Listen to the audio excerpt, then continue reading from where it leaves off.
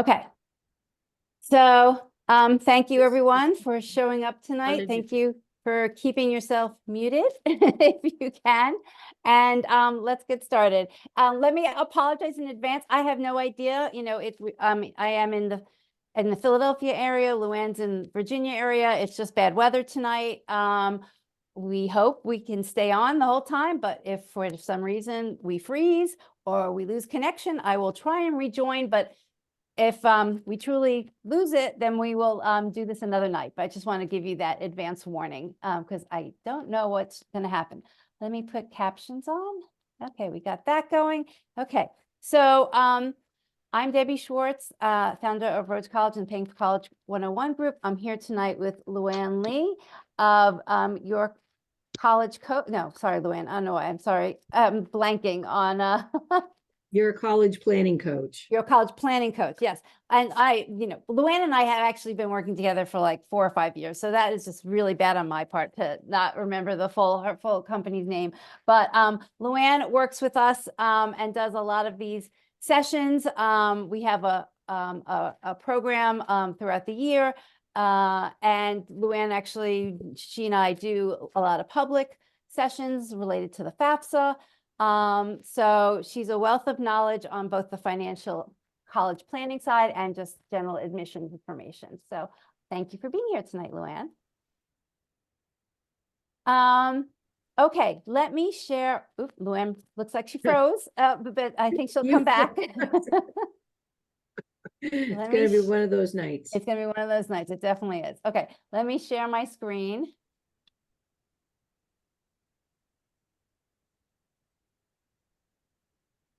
And I'm on. oh, there we go.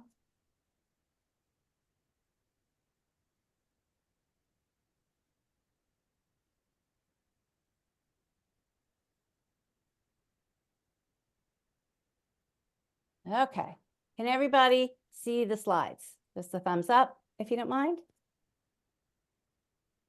Great, let me get the chat going so I can see that. Okay, so before we get started, we've told you about Luanne, myself. If everybody can just tell us a little bit about who's on the call tonight. What year is your student in high school? I assume we have a lot of families tonight with maybe high school juniors and definitely high school seniors.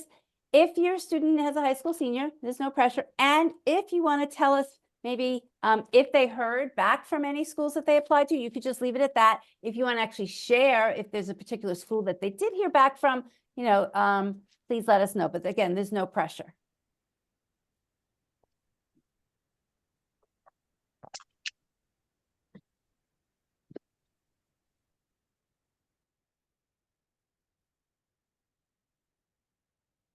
Okay, good. Basically, a lot of seniors, a few juniors, a few people who have heard back. Great.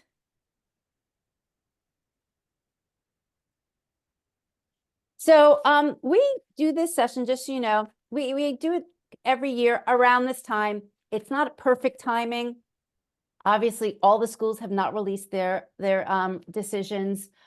Some schools we actually, won't release decisions until sometime early January. But we usually like to do this session just to share with you what we know so far.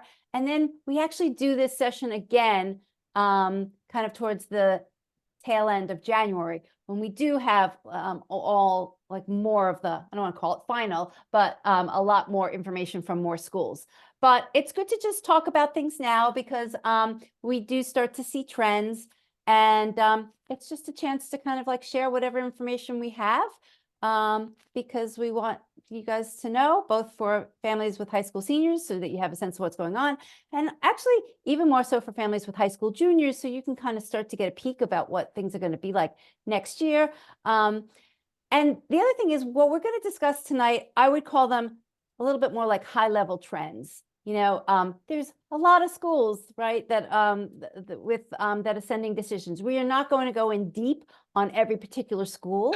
We're just going to kind of share with you information that the Common App as a platform shares with professionals, and we're gonna, pick up on some of the trends and show you some of the college-specific numbers. It's a little frustrating. I'm going to tell you, as a person, in this space, and I know as I was a parent with my own children going through this, as Luanne is with a professional, and with you guys are as families, is that we don't get all the information we want. There is a lot more numbers that we'd like to see the colleges share, and they don't. I feel like I am a data investigator over the past, few days and over the next few weeks, trying to kind of pick apart what colleges share. They don't always fill in all the common data set information from previous years. They might share like an announcement, but they don't share all the data, the same data from year to year. So we're putting together as many of the puzzle pieces as we can, but we unfortunately won't have all of the data that we'd all like to have. Okay, thank you everybody for sharing both what year your student is in high school and some of the acceptances or decisions that your student has heard. Let's get going. Okay, so as I mentioned, we're going to talk about some insights that are shared really from the Common App platform itself, kind of high-level trends. We'll talk about some specific early decision results, and we'll talk about, what's happening with the class of 2024, but really a lot of this is also what's the takeaway. If you're a family with a junior, what should you be thinking about for next year? As I mentioned, just so you guys know,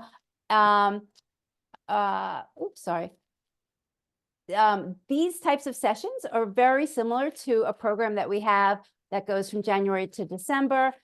It is our monthly coaching sessions with people like Luanne, myself, and we have 3 other counselors. We dig in on all the topics that you need to know at a more detailed level. You get access to our college insights tool, which helps to do all the research that you need to do, and you can look at other people's actual college offers. And then if you want any additional help, we have discounts on other services. So I'm going to put this link in here. We're actually not even open yet for next year. We're going to start enrolling people in January, but if anybody's interested, here is a link. You can sign up, and we'll send you out a discount for coming to tonight's session. And you can use that if you'd like to join starting in January. The other resource that I wanted to share for the class of 2024, and this is free, is our website called Compare College Offers. So if you haven't already, if your student has gotten any decisions back, you can go to this website. You can enter in your students' both acceptance and their offers. And even if they actually haven't gotten this specific offer yet, but just that they've been accepted, you can start filling in that information. And then what you can then see is offers from other students at the same schools that your student has applied to. So this is kind of like, I don't know if anybody's familiar with the website Glassdoor, which is used for employment offers, but this is a similar concept that you can try and see how your student's offer compares to other students at the same school. It's really very helpful. We run webinars in February, March that talk, or actually, January and February, that talk about how to appeal your student's offer. And this is one of the tools that we use. So you can get a sense of how does your student's offer stack up to other students, not just the money, but what their test scores were, if the student sent in test scores, and you can see that what their student's GPA was and what the family's EFC or SAI range is. So yeah, let me put that in the chat as well. If you guys haven't checked that out yet for seniors, I think it would be worthwhile. Okay. So let's get started on some of the high-level information that we're seeing across the board in this, admission season. Let me just move this over a little bit. So the Common App has shared that as of November 1st, when a bulk of early decision deadlines have occurred, that there is 3.353 million applications that had been submitted in this year. And if you compared that to the year that they like to compare against is 2019, 2020, that was obviously a pre-pandemic year. So you're going to see in a lot of these graphs that 2020 to 2021 was a little bit of an anomaly. Obviously, that was the pandemic. So if you compare this year's number of applications that have already come through compared to 2019, it's 65% more. That's a lot, right? That's a lot more applications that are coming through the system. And even compared to last year, it's 18% more this year compared to last year. What you're going to see, and this is just a prediction, is that we believe that a lot more students are applying early, not just early, not at all early decision, but a lot more students are applying early action. There are more schools that are offering early action as a option. And so although I absolutely believe that there are more applications in the system this year than in previous years, I also believe that there's the applications are being pulled forward. So we don't yet know what the total number of applications are going to be for this whole season, right? But my belief is that the percentage of applications are just being sent in earlier. I don't know if we'll see the same growth in total application volume. We won't know until April when all the season is done, but there's definitely more applications being sent in through the early admission deadlines, which is the combination of both early decision and early action. The same thing we're seeing in terms of applicants. The first number was applications, and second one, this is actual applicants, where there's an increase in the number of applicants as compared to the pre-pandemic years. So that means there's more students applying early. We're not comparing this to total applicant volume yet. There's more students applying early this year than there was compared to 2019, 2020. And there's more students applying early this year as compared to last year by 12%. This one little caveat to these numbers is these are numbers based on applicants and applications that go through the Common App platform. I don't know the exact number of schools, but the Common App, is a consortium of member colleges and universities. And between last year and this year, they brought on new colleges. So by default, the number of applications and the number of applicants is going to decrease just because they have more colleges and universities using their platform.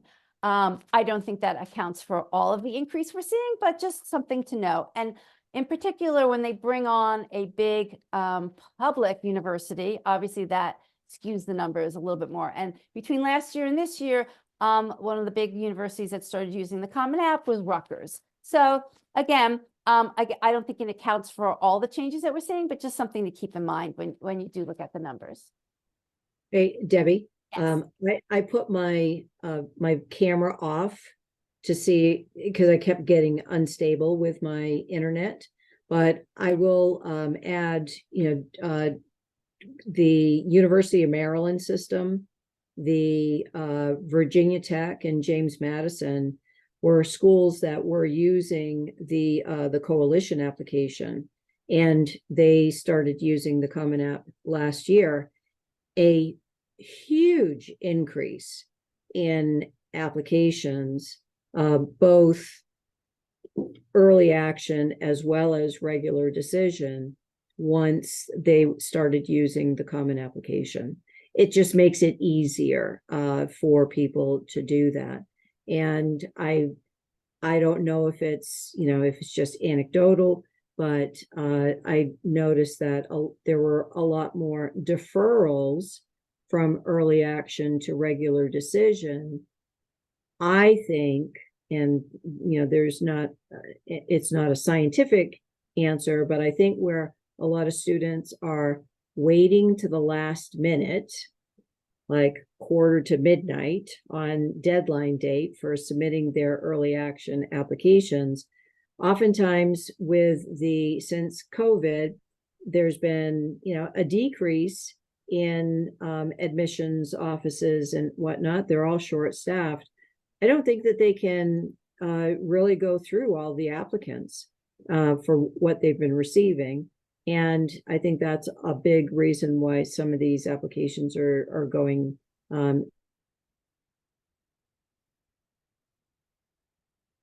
We heard, I'm assuming what Lou, I'm going to finish her sentence.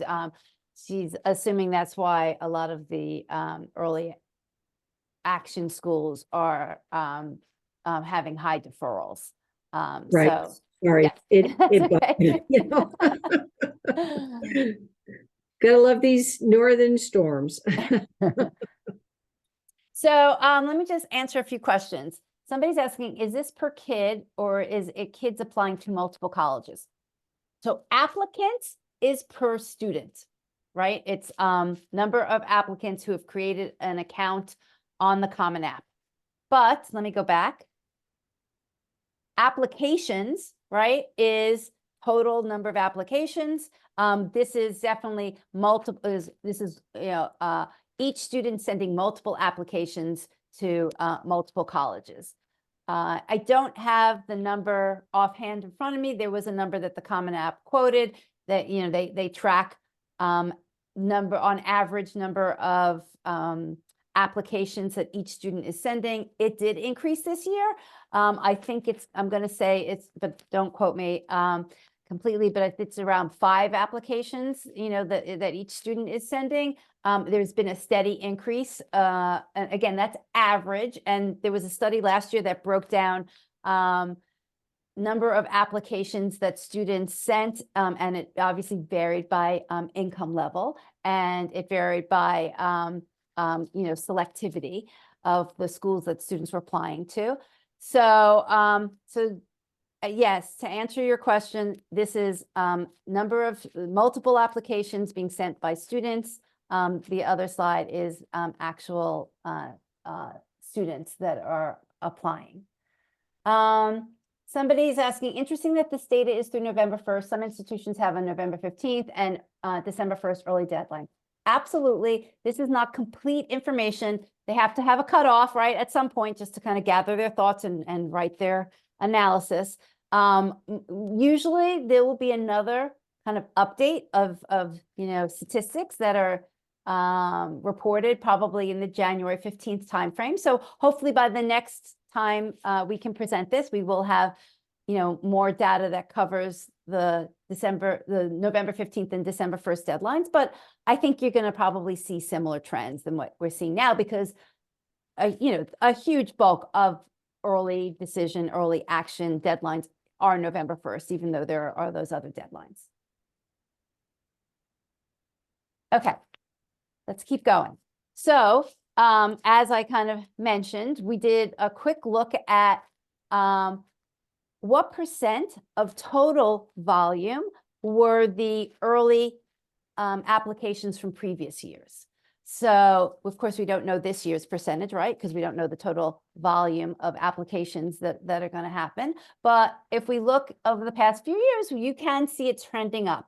Again, 2020 to 2021, it was the pandemic year. I call it an anomaly. I have the numbers here, but it's not going to probably follow any pattern that we are going to continue to see. But and then you can see from 2021 to 2022, as a percent of overall application volume, the number of applications that were sent in early bounced back to the pre-pandemic levels. And you can see that last year they continued to rise. So it went from like 37% to 40%. My gut says that this year it's going to be, again, continue to rise. What number will it be? I don't know. I don't know if it'll be, 43%, 44%. But if anybody wants to wager bet, I feel pretty confident it will be higher as a percentage than last year. So again, you can kind of see the trend that's happening. And Luanne, just because you have your video off, so jump in whenever you want, because I can't see your face anymore.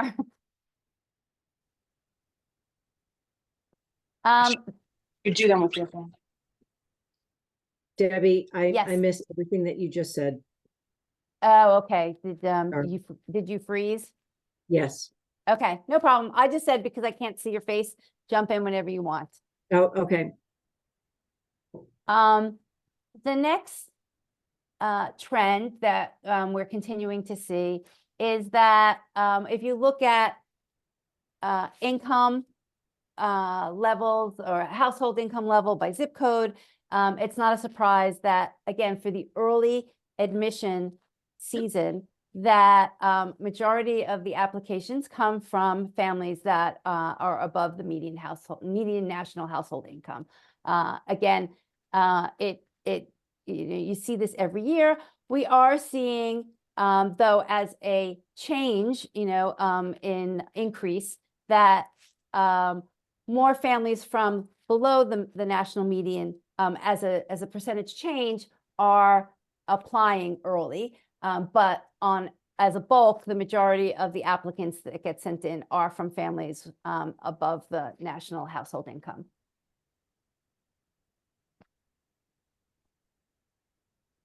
So another interesting trend that we're seeing, and this was a global comment from the Common App. They didn't have specific. Well, they actually had total number of applications like sent to public universities and total number of applications sent to private universities. They didn't share specific examples of colleges, but the trend is that we're seeing a higher number of applications as a percentage being sent to public universities versus private universities. Again, there's a few reasons for that. One is, let me go back to the comment.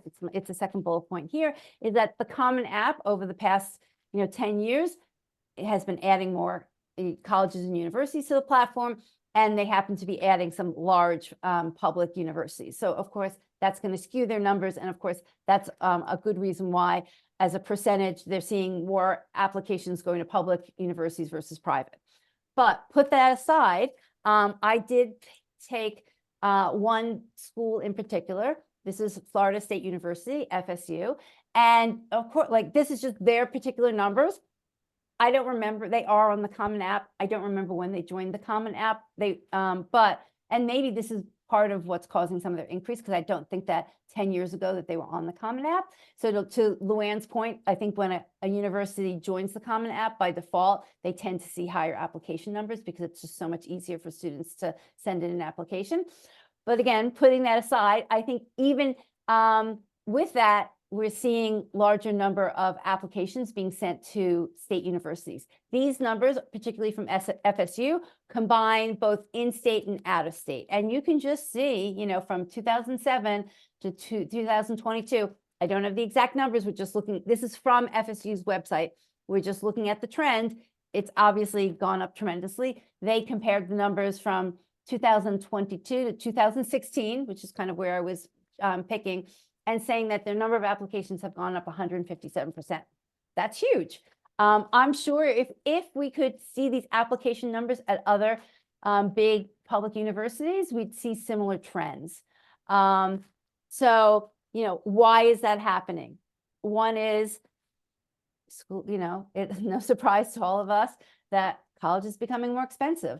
And so public universities, particularly your in-state public university, will be on the lower side of tuition compared to some private schools. Luanne, you had some other thoughts this morning about the trend in the public schools. Oh, you were talking about James Madison. Right. James Madison, they started using the Common Application, and their early action numbers from last year were, I don't remember what the statistics were, the percentages, but increased dramatically. And I think that what's happening is because people are finally waking up to the cost of college. I've been waiting for this for almost the last 15 years for people to stop feeding the monster, as I've always called it. But, you know, I think there's a lot more and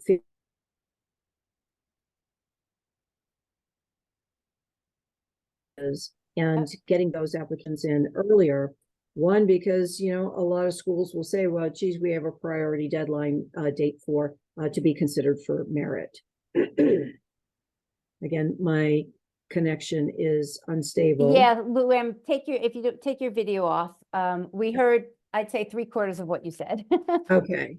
So my take on this is that because the cost has increased so dramatically, parents and students are finally really it's hit that tipping point. So people are trying to look for more bargains and thinking that the state schools are going to be much less expensive.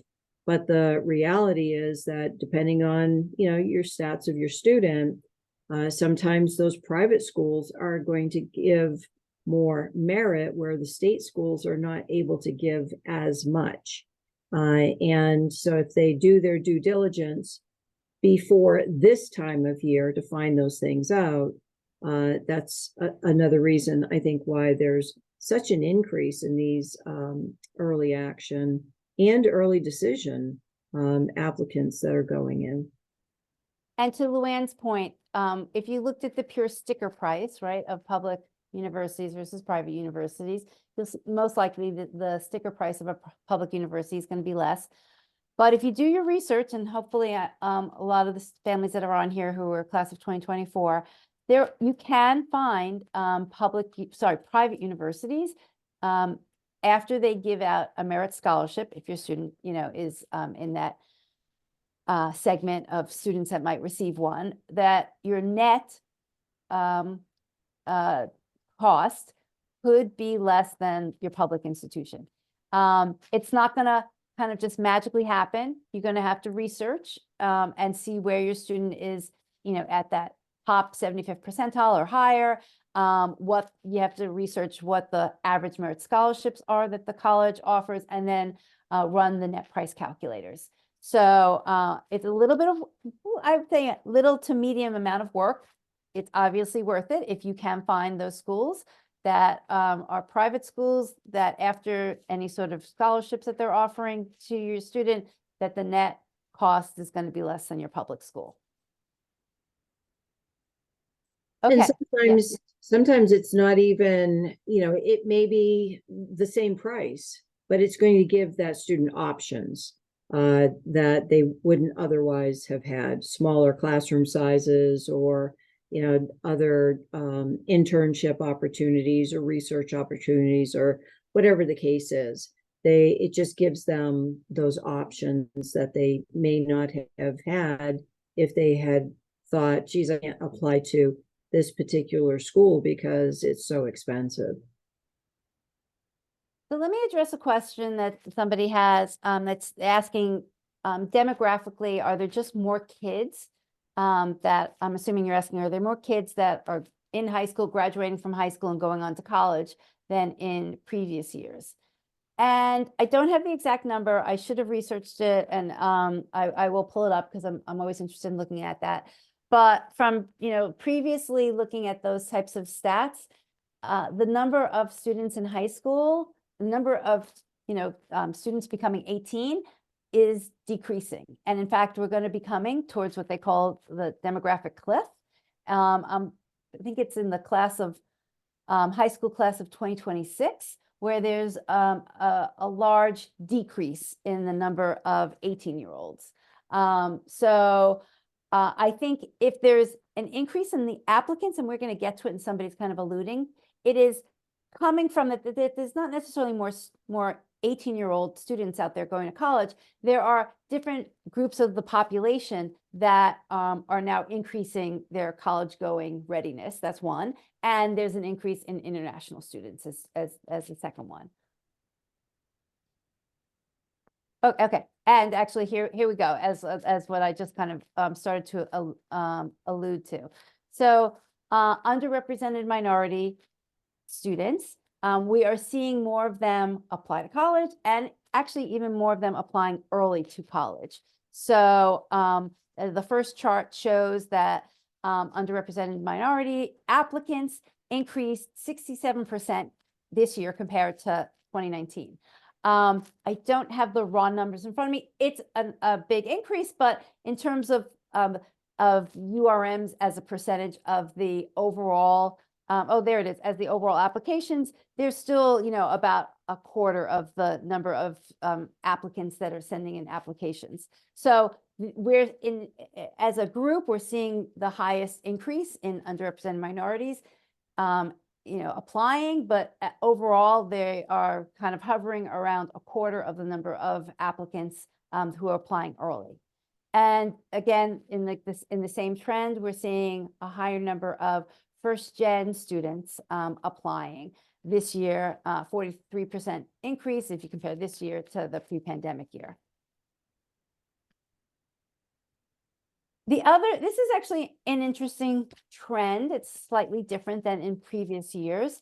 We're seeing the number of applications. If you look at which types of schools students are applying to, if the schools that have admit rates that are below 25%, of course, we assume that they are the most selective.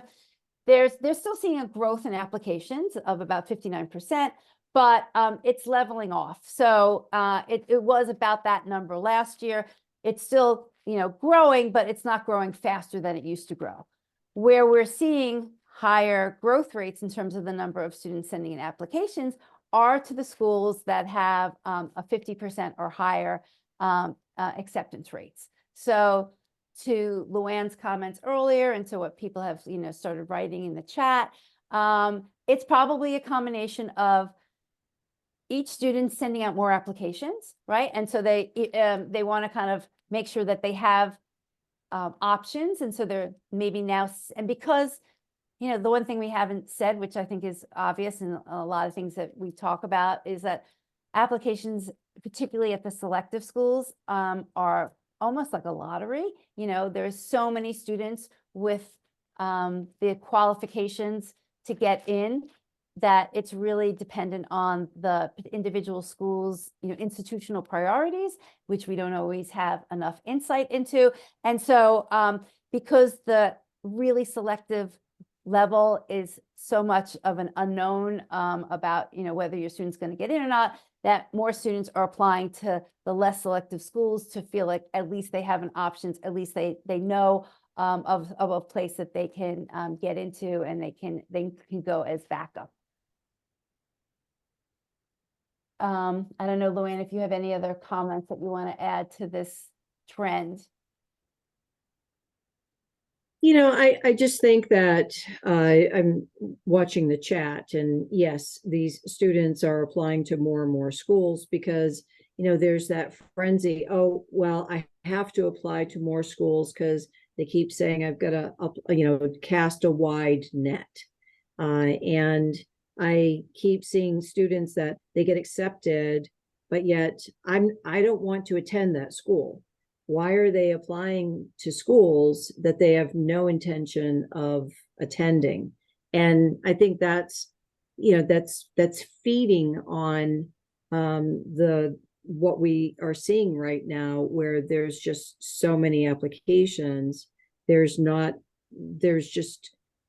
going to be many qualified students that are not going to get in just by virtue of the sheer numbers of students that are applying. Yeah, it's in a couple of years when we have this age cliff, or as they're calling it, I think the tide is going to turn a little bit. Somebody mentioned, Shayna in the chat, oops, it just kind of scrolled by me, saying that also students need the higher acceptance rate schools are where students are most likely to get merit. Yes, that's probably another trend of why we're seeing more students apply to the schools that aren't, you know, in the ultra selective range and are kind of more in that 50% admit range, because those schools tend to also be more generous. Right. The schools that are only need-based aid, you know, those are the the super select schools is the Ivies and such. I mean, they already have, everybody that applies are going to be very, high stat students for the most part. And everybody is in competition with each other, and it's nothing personal why they are, turned away. It's just by sheer numbers. So it's going to be interesting when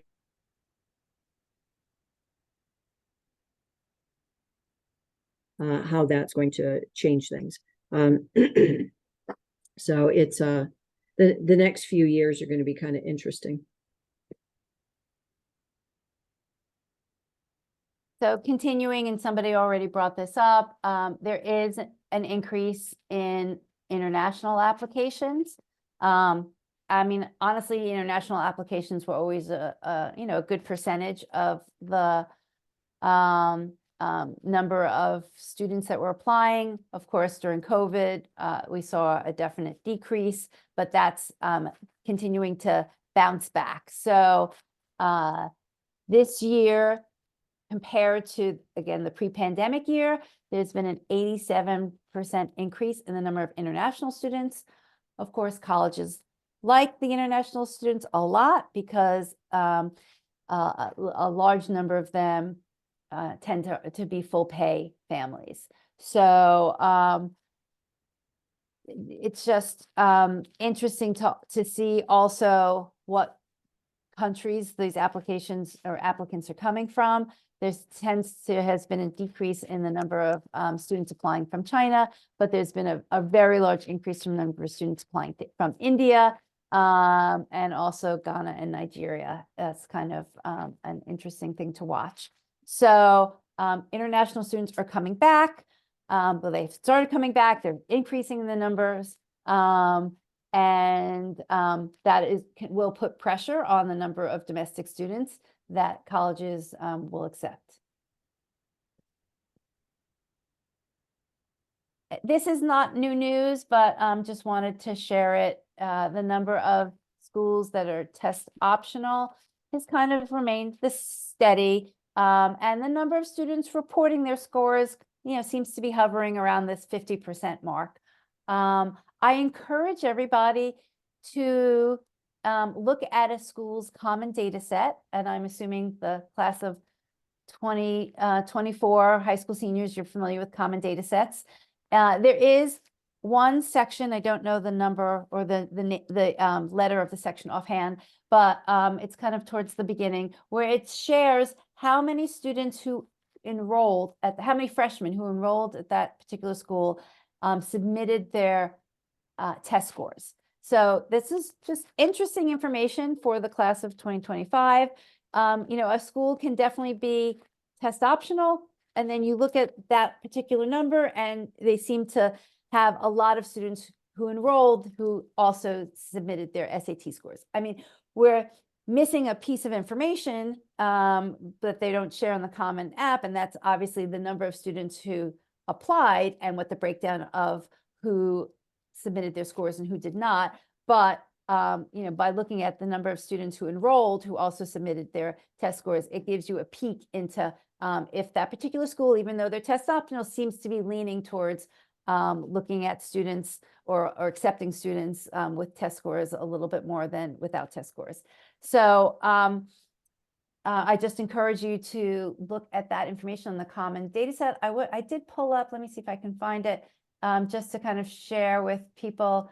Oops, I can't find that page offhand right now. The number, which particular schools, it's a small trend that there's some schools that are going back to test required. Of course, we know the Florida State schools, the Georgia State schools, MIT, I think it was University of Tennessee. I don't know if you remember offhand the other ones, Luanne, but I'd say there's 10 or so important schools that do require tests.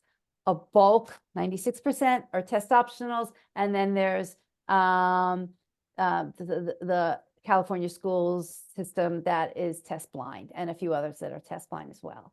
Georgetown, yes, thank you. Somebody added that. I forgot. I think Purdue, I believe, also I think the trend is going to go back to, the test optional is going to go away. Not go away, it's never going to go away. There were already test optional schools before COVID, but test optional doesn't mean that they're not going to pay attention to test scores. And especially with the expense of schools these days, where schools are still have their tiers of certain GPA, certain test scores, they're going to have automatic merit scholarships. I've always, the students that are my private clients, I've always stressed the importance of,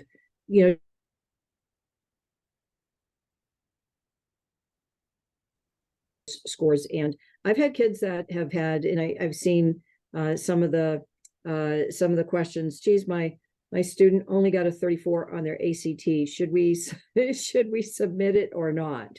And I've had students that have submitted a 1140 SAT score, and they've gotten accepted and they've received a little bit of merit as well.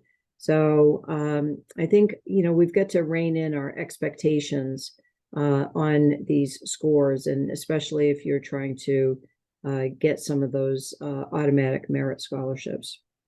There's a really good point that Chris is making in the chat, and I just wanted to repeat it, that he's so right. Some colleges that are test optional might still require tests for particular majors. And of course, they tend to be a little bit more of the technical majors or the STEM majors, engineering, medical, computer science. So especially as well.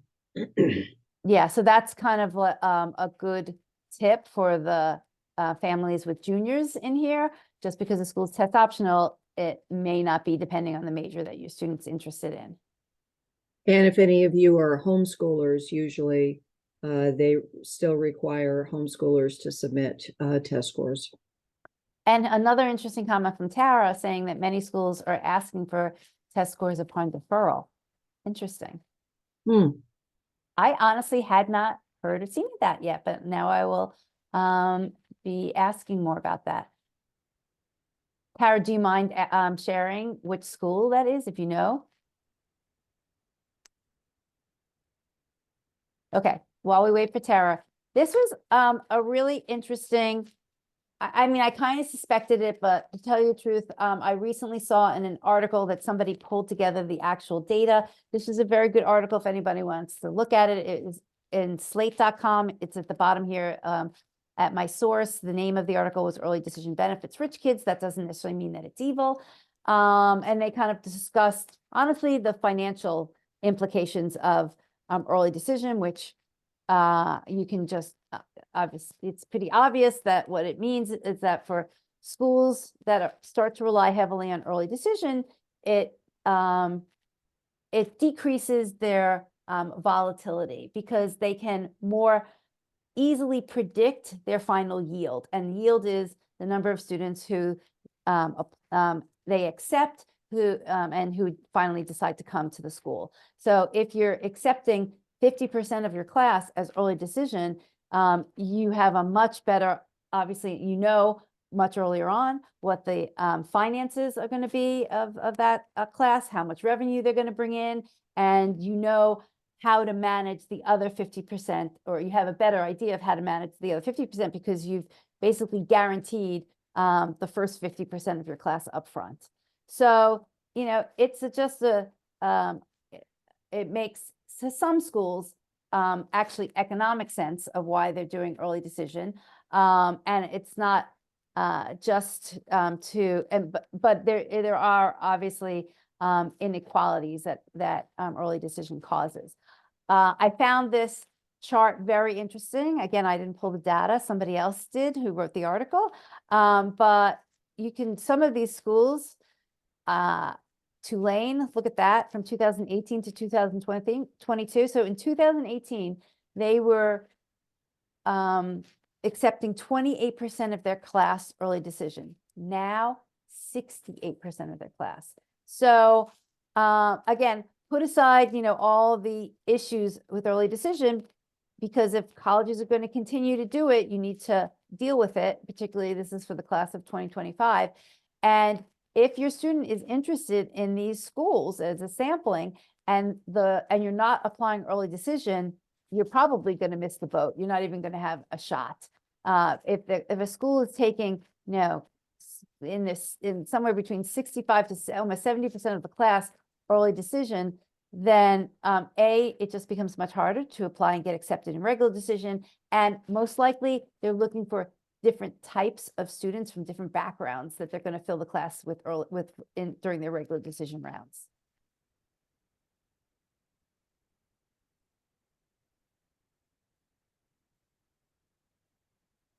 So here are some particular numbers for early admission rates at various schools from this year. So these were schools that we've been able to get the numbers for, that have shared it already, and that we have numbers for the past few years. So you can see, I'll just go through some of them in the chart. Boston College, this is their ED1 round. And the numbers on top here, the bold percentages, are this year's early admission result, whether it was EA or ED. So, some of these schools have some variation in year to year, what the actual admission rate is. A lot of what that's going to be driven by that actual admit rate is going to be number of applications that they get, and then obviously the number of students that they choose to accept early. And number of applications could vary year to year based on, lots of different popularity. Could be, programs that the college has, could be the money that they're offering, and how many students the school is going to accept early is also sometimes it varies year to year because of they had too many students that they accepted the year before, and they're kind of trying to even things out. The one particular incident that's happening this year, which I don't have the numbers yet, and I don't know if you guys have seen this, is Cornell University announced after the early decision deadline had passed that they were going to cut back on the number of students that they accept early decision. I personally think it was very poorly handled, not really fair to the students who decided to apply early decision there, only to find out after the deadline had passed and they had sent in their early decision application that the policy towards early decision was going to be changed. So, but that's an example where there was a policy decision out of the control of everybody, all the students, but I imagine it's going to impact the number of applications that students for next year's Cornell's early decision round. I guess I would encourage anybody who's interested to really understand these numbers is to try and pull up the college's actual announcements to look at the number of applications and if they've increased versus the number of acceptances that the college has had. I wanted to share one other screen with you guys. Let me stop this for a second and share something else. So this is actually my Google sheet of, trying to keep track of early decisions. But what I wanted to show you is, so can you guys see on this? Let me see. Okay. Luanne, can you see? I kind of lost my Zoom bar for a second. So you've got the class of 2028 admissions results. Okay, yes. James Madison. Yes, yes. Okay. So I wanted to show people right, those two things. Well, to look at Harvard's. So even though, and I don't have my other chart up, I think Harvard's admit rate, early admit rate dropped this year. But the interesting thing is that the number of applications that Harvard is receiving early is decreasing over the past few years. So they must be decreasing the number of students they're also taking, increasing or keeping the same the number of students that they're accepting early in order for their admit rate to drop, but their applications are dropping. So my point is, don't just look at the admit rate, try and look at the underlying numbers that make it up. The other example here is University of Georgia. Their applications are increasing. And that goes to the trend that we were seeing about more applications to public schools. This, we mentioned earlier, James Madison, look at that jump from 2026 to 2027. Luanne, do you know what year that they went on the Common App?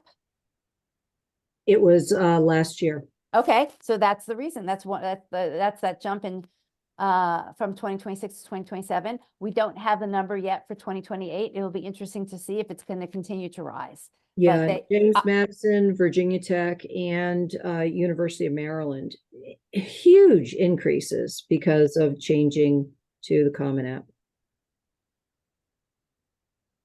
Okay, let me go back.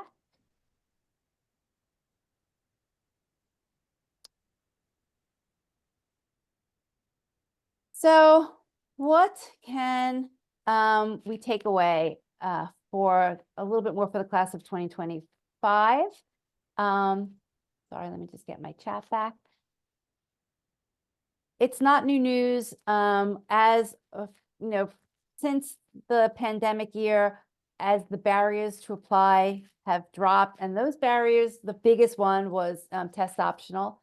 Another barrier that, that's decreasing, and I don't have specific colleges at hand, but I've heard more and more that some colleges, they are only need the to do the Common App main essay, and they're eliminating the supplemental essays. So certain colleges are also just making it easier to apply, and that goes to the colleges being on the Common App. If your student has done the main Common App essay and they might be looking for a few other colleges to apply to, it just becomes so much easier if the school doesn't have an extra essay for the student to fill out. So I've heard that more in particular this year. So I'm sure that for those colleges that have taken away those supplemental essays, they'll probably see an increase in applications as well. Curious to see though, if just because you get higher applications, it doesn't mean that their yield is going to also increase at the end. So we'll have to wait to April to see that. I noticed that this year with my students, Debbie, I'd go and say, okay, so we're going to go ahead and start on the supplementals. Wait a minute, there aren't any. Right. It used that particular school used to have the supplemental, and it doesn't anymore. Yes. Or, they might only have one rather than, 2 to 3 or more for some of these other schools. And it was just like, what's going on here? So it was quite a eye opener this year. Yep. I think you're going to hear the phrase more and more that early decision is becoming the new regular decision. And I'm sorry, what did you say, Luanne? I said absolutely. Yeah. And even though you're going to hear that, I personally, I don't think that students should stop applying early. Luanne and I were talking earlier, on some level, even if, applying early action may not increase your odds anymore, it does just help to get these applications done, not have them lingering, and not have the pressure, particularly near the holidays, of having to finish things off. I completely agree. There's nothing wrong with submitting regular decision.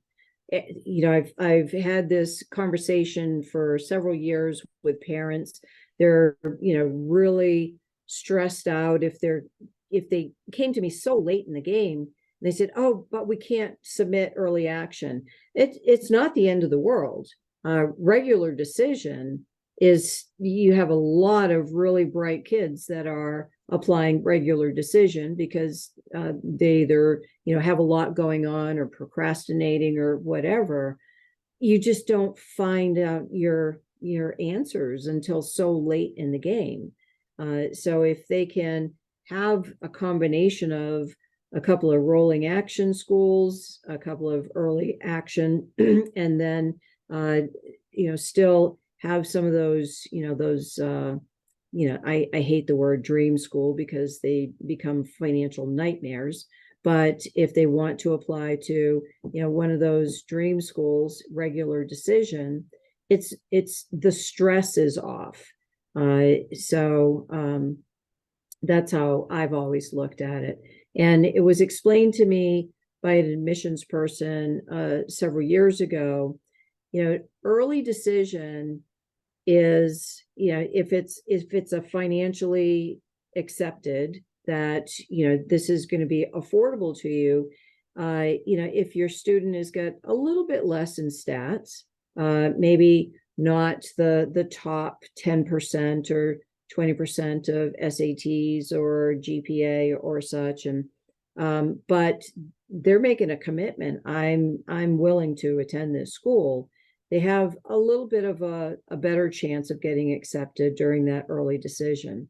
Then early action is going to be, geez, these are the cream of the crop, because we still have, a lot of students that are going to be coming regular decisions. So we still have to balance out whatever we want to create for that cohort of the year. So sometimes the early action, you're going to see a lot more deferrals, and we've seen that this year and last year, to regular decision, because they just want to take their time and see who's coming down the pike with regular decision applications. So it's not the worst thing, but it's the worst thing as far as if you want an answer quickly. Right.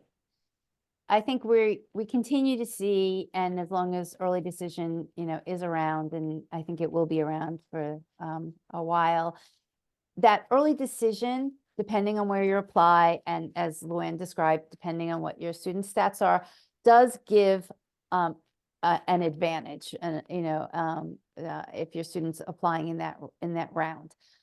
We're not seeing the same acceptance advantage for early action, but the benefit is that the applications are done, and it's just you have a little bit more time to react. You might not get the decisions in December. It might be a deferral, but you'll have a little bit more information earlier than normal. If your student is deferred in early action, they still have the chance to send in additional information, a letter of continued interest. They can still, their grades will still come from the first semester. So there are new things that the college will get to look at. And I still encourage people to apply early, even though this early admission season is turning out to look more like a regular decision from the actual results that are coming out. Somebody raised their hand, Laura. I don't know if you want to actually ask a question or put it in chat. But Laura, if you want to ask a question, that's fine. Just unmute yourself and let us know what your question is. Oops. Something else that the class of 2025 should start to think about is, although there's been a lot of talk about, early decision and should it remain in place, I think it's not going to go away anytime soon. It's going to be a lot of discussion before early decision that colleges stop doing early decision. I think what could potentially happen sooner is there is a lot more pressure on colleges to eliminate legacy admissions. These schools in particular eliminated it this past year: Wellesley, Amherst, Carleton, Occidental, University of Minnesota. And I think you'll probably see more schools eliminate legacy this coming or next season for the class of 2025. Obviously, if you happen to be a legacy, this is not good news, but for everybody else who is not a legacy, it is good news, because they're not kind of setting aside a certain percentage of the class. And usually, not always, but a lot of these schools, when they had legacy decisions, it would set aside a percentage of the early decision class that would go to legacy. So it just made it even more competitive. If you weren't a legacy and you weren't an athlete and you were applying early, the pool that the number of of seats that were left were fewer. But now if they remove the legacy admission, that kind of increases it a little bit, although applying early decision is still competitive. Debbie, can I address something? There's a few questions in regards to being deferred. Sure. And so deferral just means that they're not quite ready to make a decision on your student. And so they might ask for, the end of semester grades. They might ask for an interview, if, or they might not even ask for anything and just say, well, we're deferring you to the regular decision group. So one parent said, my daughter or son was deferred and they really want to go to that school. What can they do? If they've improved, some grades, or they've worked on a project that they can talk about, maybe sometimes they can, send an email to their admissions representative, just stressing this is my first choice school. Some schools, they don't want to hear anything. And they say that when they send out the deferral, please do not email us. We know that, you're still interested or such. So you just have to, it's a case-by-case basis. But being deferred does not mean an automatic rejection. A couple years ago, I had a student, NYU was her dream school. She was tried early decision. She was deferred to regular decision. Then she was put on the wait list. May 1st, she paid a deposit for George Washington University. 2 days later, hey, you're off the wait list and we need an answer within the next 48 hours. So you just never know. Let me just try and answer some questions.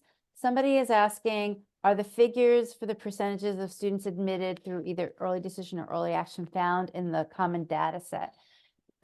Yes and no. Again, Luanne and I were talking about this earlier. So the common data set is a wealth of information. I encourage all the families to check it out. It does have early decision applications, and it does have a number of students who are admitted early decision. For whatever reason, it does not. It identifies if a college has an early action option, but it doesn't collect the information about how many applications were sent in early action and how many students were accepted early action or how many students were deferred early action. It's really a hole in the data collection of the common data set. I don't know why they don't collect that. I actually know some people who work on the common data set, so I'm going to bring it up to them. But and it's becoming more of an issue as more and more colleges do have early action options. We just, it's kind of like a black hole. We're not being able to see what those numbers are. So you can see it for early decision, but those numbers there are not available for early action. The only the only place you can see those numbers for early action is if the college decides to share it, like potentially an announcement. Luanne and I, again, were talking earlier, and we just do some data sleuthing. We just kind of, you look on a college's Twitter account, or whatever you want to call it, X, look on a college's on the admission page, or their PR page, they'll have an announcement, or on their Facebook page. So they might share some of that information in an announcement, but it's not going to be easily found in the common data set. Somebody's also asking what rolling action is. I think what you're asking is what rolling admission is. And what that is that a school opens up their application, their portal that students can apply, and then the college does not wait for a particular deadline to start looking at applications. So as soon as your application is submitted, they will start looking at it and they will give you a decision back. Some schools, some are able early in the seasons to actually give a decision back within a week. So the sooner you get in your application for a rolling admission school, the better, because at some point they might, get to the point where they have all of their seats taken. But it is a nice way for students to feel like they have a school that they know that they can go to. Again, and you can see it's one of the bullet points on this slide. We encourage students to have one rolling admission school.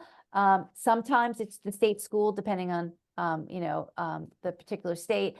And it usually, by beginning of October, they might be able to hear back from a rolling admission school, and they'll at least have one school that they know they've gotten accepted to.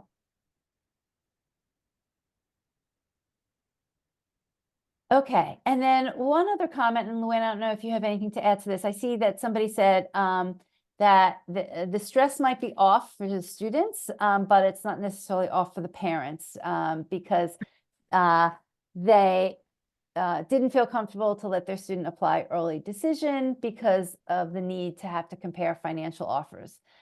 And I can absolutely, Luanne and I can 100% respect that need.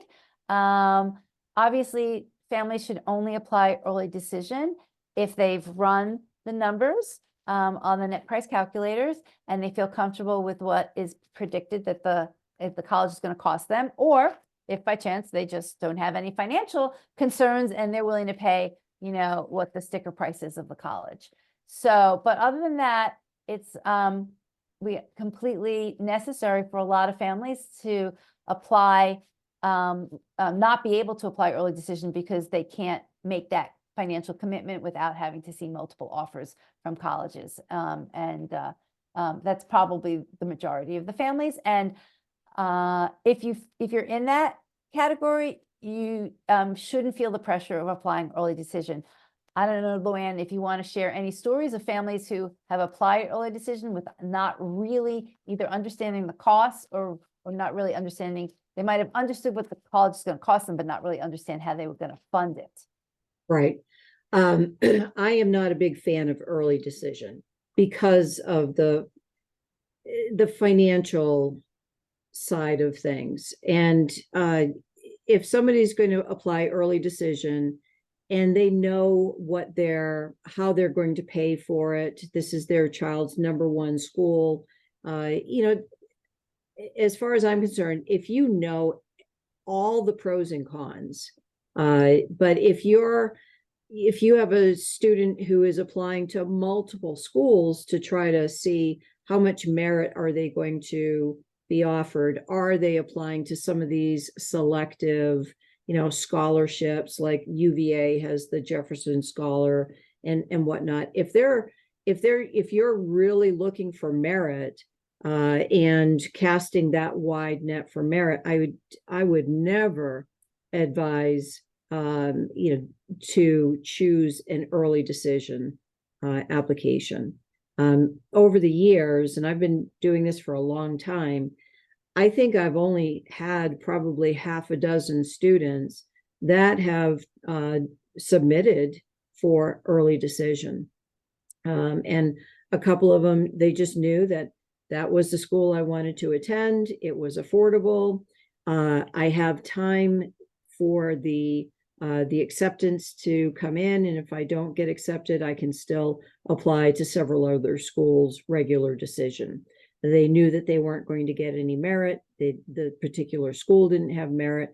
So you have to look at every situation individual and what's going to be right for your family. But I would say most families, early decision is not a good choice because of that financial impact, because most people have no clue what the financial impact is going to be until it's at this time when these offers are coming in and they're suddenly realized, where's the scholarships? I had a conversation with a family just earlier before this meeting, and they applied early decision and get a fraction of an offer. I told them, I said, this is a horrible offer. And they, they're just looking at, well, geez, we could probably, swing the first year. This is a 4 to 5 year process. You have to look at the whole picture. And do you have any other children coming along behind this one as well? The financial impact of these decisions, whether it's early decision, early action, or regular decision, I find that so many families are not taking that into consideration. The whole picture, not just, I think we can manage that first semester. And those are the heartbreaking conversations that Debbie and I have. Somebody emails her, do you know anybody that can help me? And then she reaches out to me, what do you think about this? And oftentimes there's just nothing that can be done. We can do. Yeah. So hopefully if you're a family with a junior, you're listening to these stories and, soaking it in and start early and can avoid some of these issues that we're describing. Again, for the class of 2025, some things to consider. Lucky you have a new digital SAT, which is going to be starting in, I think, March. Yep. There's been some questions about, well, the college's super score, if a student, took the non-digital SAT and the digital, and it looks like they will. So that's just something that will be coming down the pike this year. Another thing, as we already mentioned, I think we have to all be on the lookout for changes to early decision. I think it's here to stay, but it could be potentially that the colleges decide that they take a smaller amount of their class early decision. So let's hope that schools don't do what Cornell did this year by making the announcement after students submitted, but we kind of have to be on the lookout for anything that the colleges might do related to early decision. Another thing to think about, I mean, the most important thing we talk about nonstop for, for families with students applying to college is your college list is the most important thing. It determines obviously where you're going to get in and where, how much money you're going to get and how much that's going to cost you. So be strategic when you build that college list. Do the research, run the net price calculators. Find out which colleges are more generous than others. Understand what your financial situation is. That's the first thing I should have said, is understand how much you can afford to pay for college, and then use that information to define everything that you do thereafter, how you research, and kind of constantly compare what this school might potentially cost versus what I can afford. I will say for the class of 2024, there are schools that have early decision 2 as an option. We had a whole discussion in the premium membership that I mentioned that we run. We had this discussion last week about whether some students should apply early decision 2. These are students who hadn't gotten into their early decision 1 school, or they had applied early action and were toying with the fact of applying early decision 2. I would use all the same thought process as you have to apply early decision 1. Make sure you can afford it. Everything that Luanne and I just talked about. Run the net price calculator for an early decision 2 school. You might have a slightly higher chance of getting in because early decision 2 is a smaller applicant pool, but number one thing is make sure that you can afford it because you're not going to be able to compare the financial offers. It's the same thing with early decision 1. So keep that in mind. And the last comment, the new FAFSA is coming. Luanne and I have done a lot of sessions on the new FAFSA. If you want to look at any of them, check out the Road to College YouTube channel. But we are going to have what we're calling an AMA, and Ask Us Anything. It's not me, it's an us. So maybe we should call it an AUA, Ask Us Anything. On January 4th, after the FAFSA has opened. And so we all get a chance to actually see what it's like. We've been reading, we've seen demos, but until it goes into live, we don't know for sure. There are still some questions. But the bottom line is, unfortunately, for some families, the new FAFSA is going to increase the cost of college. And the most obvious group of families are parents that have 2 students in college at the same time. You used to get a financial break for that, and you no longer will. And for some families, it can be a significant change for the costs of college. I think that there were some earlier questions about the FAFSA, and somebody had asked a question about, does filling in the CSS profile or submitting your CSS profile, will that impact your students' chances of getting in? I don't know, Luanne, if you want to give any comments about that question. Well, I don't know that it's going to have a impact on a student getting in so much as if you don't submit the CSS profile, if it's a profile school, then they're going to assume that you're going to be a full pay for, there might be some merit scholarships, but some schools still require the CSS to award their merit scholarships as well. So I hate it when people, especially that first year, just fill it out, submit it. You just never know what the impact is going to be or not. And I noticed that there was some talk about, when to do the FAFSA. This is going to be the glitchiest year ever. I've been doing this for almost 20 years, and every year there's a little change to the FAFSA, and it's glitchy. There's never been the amount of information that has changed ever with the FAFSA. They can't even give us an actual date that it's going to be open, other than they have to have it open by 12/31, because it has to be by law on January 1st. It has to be available. So do not rush. I saw somebody said, well, a school needs, says their date is January 3rd.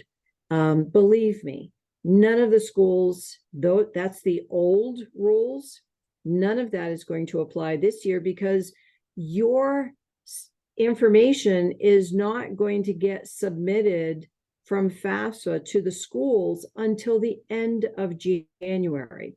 So do not think that you have got to do that FAFSA immediately. What you do need to look into right now is, if you are somebody in a lower income, and depending on your state, that might be 100,000 AGI or 60,000 AGI, whatever it is.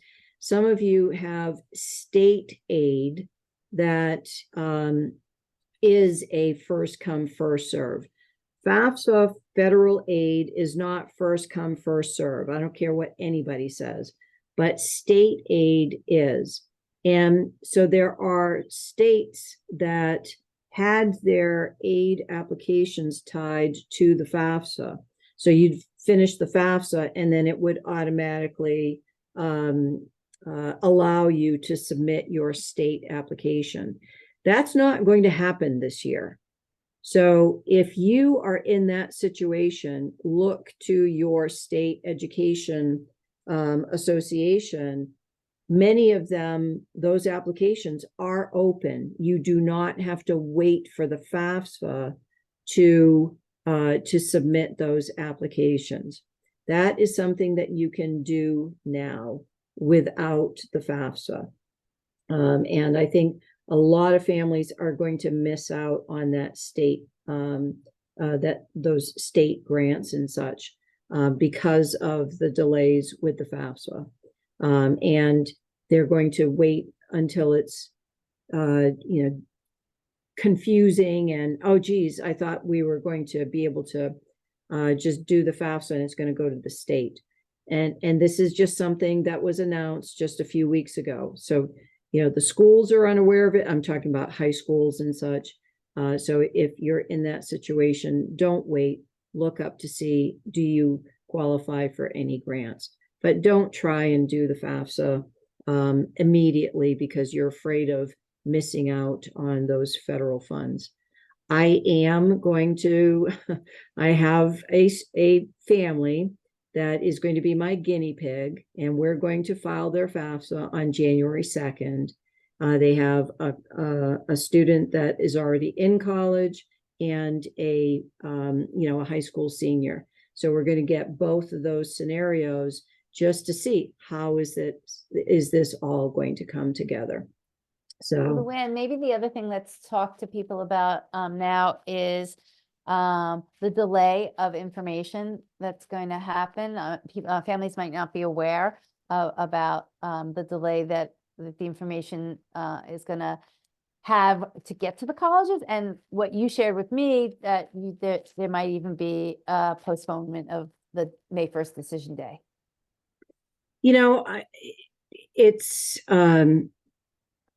I missed the first part of what you were saying, Debbie, because I was watching somebody's comment in the chat. I'm sorry. Say that again. Oh, about the delay that the government isn't actually even sharing the FAFSA information or data with the colleges until the end of January. Yeah, I mean, that's huge. So I think, and a lot of the financial aid offices in the colleges, a lot of them are understaffed as it is, and they're taking on a lot more stress. So give them some grace. I know everybody's impatient and such, but they're going to be overwhelmed. So everything is going to take longer. And we've been hearing rumblings, how can all of this come together by May 1st? So, if there's ever going to be a time when they might extend that, I think this year might be it. And there's nothing official. It's just rumblings, hearing that in the background. But I would think that if they were going to do that, they would have to, say something early on, like in January or such. So that's what I'm going to be, keeping my eyes peeled for anything related to that. Or they could just say, we're just gonna, it's still going to be as normal, May 1st decision, and everybody has everything in. It's been a very tough year, and it will continue. It will be even worse these next few months for all colleges' financial aid offices. Yeah, it's I really all we can do is just take it with a grain of salt and just see how it's going to go. And it's one of the most stressful and expensive times in your lives, and now it's just the stress has been compounded. There's absolutely nothing that you can do about all these delays, so you just have to try to minimize, internally, from your kids experiencing the stress from you as parents, because it's just going to be a mess, and we just have to just take it as it comes. So somebody sent me a message that there's 2 particular schools that still have on their website that the FAFSA is due January 1st and January 4th. All I can say is they're just wrong. I mean, those colleges, I don't know why they haven't updated their websites, and they're just causing more confusion. There's no way anybody can have the FAFSA done on January 1st. No, absolutely not. Yeah. And, I've had a couple of parents contact me. Why is the school sending me that I have to do my FAFSA? Did it open? It's just automatic that they haven't gone in and changed things. So again, you just have to use some common sense about some of this. They are, there is no way that the colleges are going to hold you to having your FAFSA submitted on that first week of January, when they've all been notified that they're not going to, the FAFSA is not going to submit the data to the colleges until the end of January. And I've seen a number of colleges already sending out that information, that they are probably not even going to get to your data until the first part of February. And so their award letters and such are going to be coming out a bit later. And they're just saying, have some grace. The other thing, which we haven't even talked about, and we're not going to go into detail, is that the criteria for appealing is also changing this year. If you're a family who might end up appealing an award, and which is just going to actually, I don't know what your opinion is, Luanne. I think it's going to increase the number of appeals. I think just the change, just the fact that the FAFSA formula has changed is going to increase the number of appeals. And now that the criteria that you can use to appeal is also, going to increase the number of appeals. And that's going to continue to put pressure on the financial aid offices. Absolutely, 100%. And if any of you have students that are already in college at a state university, and you're worried with the, now that there's, you don't have the dual student discount. I'm sorry, I've been up since 4 o'clock this morning. I'm starting to get tired. But this is the time to submit an appeal once those award letters come in, to ask, will you consider that I already had a student in college? Will you, is my aid package going to take into account that we have multiple children? Because the FAFSA is still going to ask how many children are in college, that you'll have in college. So initially, we all thought that it wasn't even going to ask, but it does ask. They just don't use it. They're not officially using it. Well, not officially, but right. These colleges, they don't want to suddenly be losing a lot of students that are already there. So if they do have the endowment or, the funds to be able to kind of grandfather some of these students, they will. So there's going to be, that is a perfect opportunity to try to submit an appeal to try to keep that, whatever the aid package that you had previously. So thank you everyone for hanging on with us. I'm just going to put in one more plug for families with high school seniors to share their offers and compare offers. It helps you. It helps you for 2 reasons. One is it gives you a quick place where you can see all of your students' offers kind of and compare them apples to apples, and we calculate what the net cost is. So it's just a clean way of comparing your own students' offers. And then in addition, for every school that you've submitted an offer to, you can click and then see all the other offers from other students at that school for this year, and you can go back multiple years, however far back we have the data from. For some schools, we have it back 5 years. So please use that for yourself and also to help the community.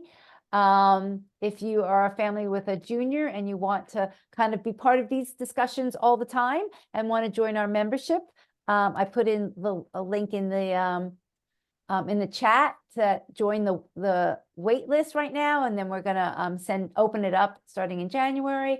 And then the last thing is if any family with a senior continues to need help, if your student is going to apply to more schools in the next few weeks and they need essay help, please reach out. If you want us to review a common app, which we do, please reach out. We're here to help however we can. And lastly, I just hope everybody can relax and enjoy the holidays. Please put the FAFSA stuff aside. There is absolutely nothing any of us can do between now and New Year's and New Year's Day. So just, get it out of your mind. Come come to our AUA Ask Us Anything on January 4th. We'll send out emails about that so you know when it's happening. But for, the next 2 weeks, try and push all the FAFSA stuff away and just enjoy your family and your holidays. Though if you do have a student who's kind of, finishing stuff up and you need support, reach out. We can help you however you need help. Anything else, Luanne, as a parting words that you want to share? Just no talk of FAFSA between Christmas Eve and New Year's Eve. Yes, yes. But someone asked about the state aid. I had seen where New York and California. So in fact, the state of New York says we do not need you to wait for FAFSA. So whatever state that you're in, look it up to see, is there state aid that you can qualify for? It goes by your adjusted gross income. And is there an application that you can fill out now? I can't give you any other specifics other than that, but I do know New York and California are open right now. One last thing, somebody's just asking about compare offers. If your student got a decision, but they didn't get their award information, you can still put in their acceptance, and then you can come back and edit it and put in their award information later. So you might want to do that so you can maybe start to see what other students have already submitted. So you can create an account, it's free, you can put in their offers, and then you can come back and edit the offers later. Okay. Right, well, I can you, hear the Luanne. wind blowing, and the rain is really coming down. So I'm gonna head home. Absolutely. Good night, everybody. Have a great holiday, and we will see you in the new year. Take care. Take care. Bye.